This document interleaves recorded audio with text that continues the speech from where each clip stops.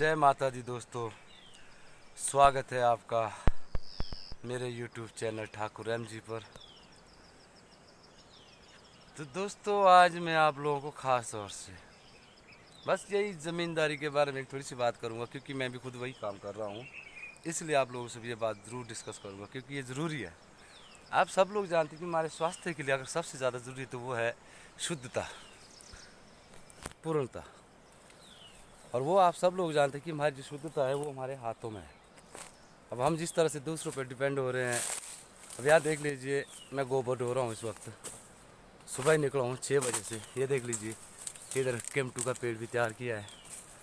6 बजे से निकला हूँ, धूप भी लगी हुई है, पसीना देख लीजिए आप, ये देख लीजिए पसीना कितना बह रहा है, क्योंकि अभी मैंने 6 चक्कर मार दिए। ये देख लीजिए, इधर ये हमारे खेतों में पेड़ पौधे लगे हैं। पर सबसे ज़्यादा ज़रूरी कि जिस तरह से मैं गोबर ढो रहा हूँ, और इससे एक सीख ही मिलती कि हमको जो है सबसे ज़्यादा पशु पालन पर जो है ज़्यादा गौर करना चाहिए, ध्यान देना चाहिए। क्योंकि मैं भी गोबर ढो रहा हूँ, मैंने खुद नहीं पाले, पर लेकिन इसलिए जोर लगा रहा हूँ कि हम लोग सब्जियाँ तैयार करते हैं,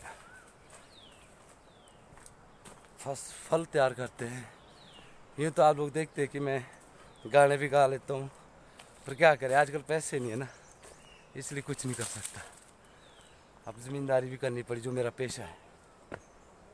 तब ज़मींदारी कर रहा हूँ, देख लीजिए गोबर ढो रहा हूँ। अब खुद तो मैंने गाय बछड़े नहीं पाले, पर लेकिन फिर भी जोर देता हूँ कि गाय बछड़े पाल लेने चाहिए, क्योंकि अगर मैंने भी पाले होते तो शायद मेरे को गोबर इतनी दूर से नहीं ढोना पड़ता।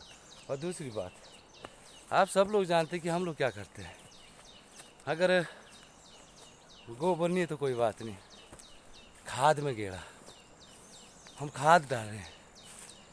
पर लेकिन कुछ देर के लिए ये भी तो सोचो ना, अब खाद का जो हम इस्तेमाल कर रहे हैं, किसको लॉस कर रहे हैं। हम ज़्यादा प्रोटेक्शन लेने के चक्कर में उस चीज़ का प्रयोग कर रहे हैं, पर लेकिन है क्या बदला है, नुकसान किसका, हमारा। कितने सालों में लेंगे हम उस तरीके से फसलें, बाद में लॉसिस तो हमारा है ना, मिट्टी हमारी ख़राब हो रही है, ऊपर से हम लोग भी खाएंगे, तो हम लोगों पर भी इसका प्रभाव ज़रूर पड़ेगा। ये आप सब लोग जानते हैं। अब जैसे मैं थोड़ा बहुत ज़मींदारी भी कर लेता हूँ, क्योंकि ज़रूरी है, और पेट का सवाल है हमारा भी। पेट तो हमको भी पालना है, पर क्या करें। अब देखो, अगर गाय पाली होती कितने फ़ायदे मिलते, दूध, दही, लस्सी, घी, मक्खन, देख लीजिए 5 चीज़ें ऐसी बनती जो हमारे खाने के लिए मिलती है, और हमारा सबसे बड़ा पोषक आहार होता है, क्योंकि बहुत अच्छी जो विटामिन से हमारे को मिलती है, आयरन की कमी नहीं होती है, कैल्शियम की कमी नहीं होती है। ये एक खास है,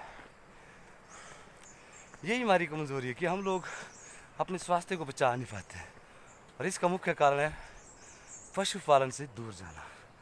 यही सबसे बड़ी कमज़ोरी है। मैं फिर भी दोस्तों बार बार यही कहूँगा, हो सके पशुपालन पे ज़्यादा ध्यान दो, क्योंकि ज़रूरी है, क्योंकि इसमें हमारा ही स्वास्थ्य, हमारा ही फ़ायदा छिपा हुआ है। क्योंकि अगर हम ये चीज़ गौर नहीं करेंगे तो समझ लो हमारा स्वास्थ्य ही ख़त्म है, यानी कि हम अपना फ्यूचर ख़त्म कर रहे हैं, हमारा जो भविष्य है वो ख़त्म हो रहा है हमारे इस तरीके से।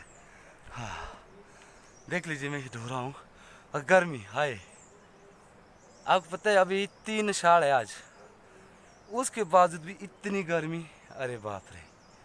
हाँ, ऐसा लग रहा है जैसे कि चंडीगढ़ में भी शायद इतनी गर्मी नहीं होगी। अभी कोई हवा भी नहीं होती है, फिर भी देखो, पर मैं 6 बजे निकल गया, पर लेकिन ये है कि फिर भी सुबह तो चलो थोड़ा काम कर भी ले पाते हैं, पर दिन भर नहीं। फिर तो शाम को, सुबह और शाम 2 टाइम, मतलब कि वो भी ठंडे ठंडे में, तब सुबह ही निकलना पड़ता है। तो दोस्तों मैं फिर भी एक बार यही कहूँगा, हो सके हम लोग जो खेती करते हैं बिल्कुल रासायनिक खाद से नहीं, बल्कि अपनी ऑर्गेनिक खाद से तैयार करनी चाहिए। ज़्यादा जरूरी, इससे हमारी मिट्टी में भी कोई प्रभाव नहीं पड़ेगा, कोई दुष्प्रभाव नहीं होंगे, और ना ही हमारे फसलों में कोई दुष्प्रभाव होंगे, और ना ही हमारे स्वास्थ्य में कोई दुष्प्रभाव होंगे। यानी कि अगर मैं ये कहूँ कि हमारे लिए उतना ही ज़्यादा फ़ायदेमंद सिद्ध होगा।